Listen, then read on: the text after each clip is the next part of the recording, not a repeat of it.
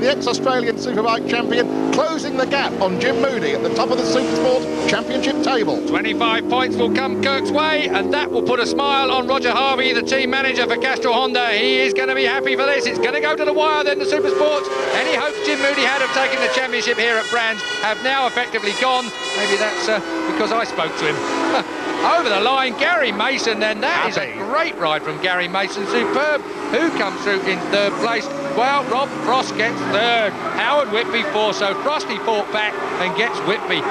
Superb stuff there over the line.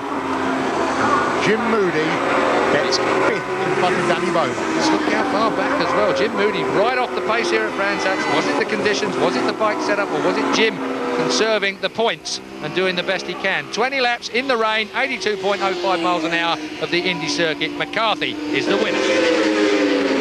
We can take a look now at Rob Frost. Well, Rob Frost has ridden superbly this year. He's got better and better. He gets great drive. Howard Whitby a bit hot there. No grip for Whitby as he tries to pour the power on. And Frosty just says, thank you very much, I'll have that place.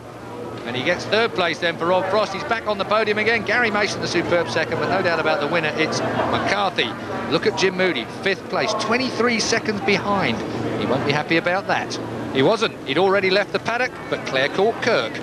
Nothing else but a win would do, and you managed to pull it off. Yeah, I think we were lucky with the weather, actually, but no, it was good. The bike was working really good. The Honda was fast enough today, and Dunlop tyres were working really good out there, and the weather was good. I mean, the guys did a great job with the bike. Because you weren't happy with the setup yesterday, were you? No, you were second on pole. Yeah, we were struggling a little bit with front end problem, but we didn't quite manage to tune it out. It was still there a little bit, and I thought it'll be all right, but it's always a little bit risky, but I was fortunate it was wet today. Well, you won't be getting Jim Moody to buy you a beer tonight. He won't thank you for that one. 16 points. It's going to go down to Donington. Yeah, I hope so. I don't know. We'll see how it goes. I don't know. She's not here yet, so I'm happy about that. And today was really good. So just like to thank everybody for turning up and braving the weather. Kurt McCarthy has everything to play for. If he wins at the final round at Donington Park and gets 25 points, Jim Moody will have to finish fifth or higher or lose the series. Kurt McCarthy already has one more win, being 5 over Jim Moody's 4 this year. Thomas Whitby, Richards, Vermeulen, Frost and Mason are in the top 8 of the championship. At least the liquid Kirk's about to get covered in tastes a bit better than rain. McCarthy then, champagne shower for him, and looking for a champagne shower in the Superbike race. Chris Walker must make back all the ground he can in race 2 at Brands Hatch. Trying to sort out their differences regarding team orders, Hayden and Reynolds. Plenty to play for, 3 races left in the series.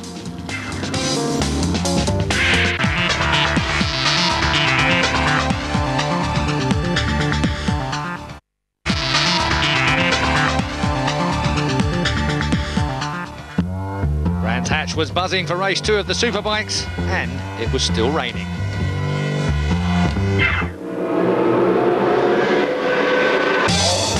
Choice was once again critical, but unlike race 1, not so much of a lottery. Some decisions were left to the last minute, including how to interpret team orders. Faces on Rev A Red Bull management matched the clouds hanging over pit lane. Hayden and Reynolds took a pragmatic approach to how they'd handle the situation this time. At least they were still talking.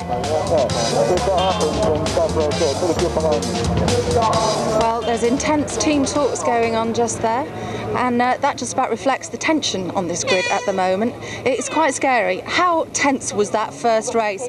Well, the result is now that Hodgson is 4 points in the lead, and how gutted was Stalker in that first race? Tears in his eyes. This championship means everything to him. He had a stomach bug last week, he had broken toes, but it never deterred him. He's absolutely determined this time round. Chris, the crowd are thrilled that you are back. Saw your face when you came in the garage. Obviously absolutely gutted, but it's not too big a gap. All to play for. No, I mean, it could have been a lot worse, and obviously I'm a bit nervous now because obviously the guys have had a race in the wet and I haven't now, so they've got a bit of setup on me and a bit better tyre choice, but no, we'll go for it in this one. We've got everything still to play for. The championship's not gone for sure, and I'll be out there doing what I normally do, hopefully. This means everything to you, doesn't it? Everything. Absolutely, yeah. The hallmark of Chris Walker is he never gives up. John Reynolds has got his teammate James Hayden to contend with one more time, but tense faces on the grid say it all as far as I'm concerned. Walker rolls to pole position, Hayden focuses on what might have been. Meanwhile, Michael Rutter enjoys the rain. Will he make it win number 2? These are the INS Ducatis of Neil Mackenzie and Neil Hodgson. They will start the warm-up lap from pit lane. They've kept their tyre warmers on as long as possible, while the rest have been on the grid without them. So some advantage possibly from Colin Wright's men there as they wait for the rest to leave the grid. They will rejoin the back of the pack. And of course, tyres cool down so quickly here in these conditions. So waiting for the grid to go by are the INS men. Chris Walker leads them away then on the warm-up lap, chased by Michael Rutter. And the INS Ducatis will roll onto the track as soon as the pack has gone through. Some advantage, Julian? Well, there might be an extra degree or 2 of tyre temperature. I'm sure it's marginal if it's there at all. But there again, Colin Wright, not averse to a bit of mind games, is he? There's the grid, same as for the first race today, with Walker and Suzuki on pole, Hodgson next to Long, then the duelling teammates Reynolds and Hayden. Neil Mackenzie leads row 2 from Steve Plater, DJ and Shaky Byrne. Race 1 winner Michael Rutter leads row 3 from Emmett Crawford and Anthony Gobert. Then Craggill, Harris, Young and Wood. 3 privateers and 1 works bike on row 4. The pressure is on Chris Walker. If he's to make it a win this year in the British Championship, he has to really beat Neil Hodgson convincingly in this second race of the day at Brands Hatch. He has been 3 times the runner-up in the British Superbike Championship. For Neil Hodgson holds the advantage going into the last race today. He will know it. They look at each other. 22 Plater in the background. Mackenzie's there on bike number 7. It's going to be down to whether Chris Walker can make a lightning start like he usually does. We're underway. 20 laps is the race distance. It's short from 28 because of the conditions. It looks like Reynolds gets a flyer and so does Hayden. But across the line of Patagill Bend, round the outside goes Plater. Plater was absolutely magnificent. No holding Steve Plater. He didn't beat Chris Walker off the mark, but he did it to Patagill Bend. But Druids, it's redressed as they get to Druids corner, and Rutter has the nutter between them. Great start, great start. The Stalker wasn't quickest off the grid against the law. That's when he crashed in lap 1 of the first race, dear me. It was the next corner. It's the next corner where he crashed. This one coming up now, Julian.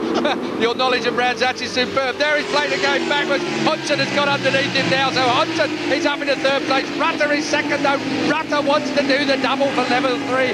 Ray Stringer, wow, maybe he may have done something to Ray Stringer, I'm sure. He's still recovering from race 1 today. He'll be a large and happy gentleman. There's Neil Hodgson, 6 points in the lead. Let's not forget, here's the start. Chris Walker then gets a flying start. Look at Plater from the 2nd row of the grid. He didn't get it rolling as quick as Chris Walker, but he got superb drive and went round the outside. Hodgson balks, is balked by Chris Walker. There's Reynolds on bike number 3, and 31 is Michael Rutter, but round the outside has already gone Steve Plater. He's away. Oh, there he is. And there was Chris. Watch Rutter up the inside there as well. Walker, 2 in 1. Walker sorted out Plater, and Rutter sorted him out too. Back with the race, Chris Walker from Michael Rutter from Neil Hodgson, and I was looking to see who that was out the Rev A Red Bull Ducati guys in 4th place. Let's get a bit of a name check on that. Reynolds. It is Reynolds indeed. John Reynolds then from Steve Plater. Steve Plater has slipped now just in front of Neil Mackenzie, who's riding the other INS Ducati as well. Wow, conditions are so treacherous here. You try putting down 180 horsepower through those little old tyres onto the tarmac that's got about as much grip as your garden bar. Not a nice thought at all. Michael. Walker, yeah, Rutter hanging in there. Sorry, George. After the double, as you said. And he rode a good, tough first couple of corners, did Michael Rutter as well. Yes, he did. There's no doubt about that. If you try to catch right on the tail of Chris Walker, out of clearways, onto the Bradford straight then. Looking for the braking point at Patagill Bend. It's so difficult. It goes over the rise. You can't see the apex as you approach it. It's a very difficult corner, let alone when it's this slippy. See that sandpit? It beckons. Chris Walker we're on board with, looking back at Michael Rutter in 2nd place. Up to Druids now, into the braking area. 2nd gear.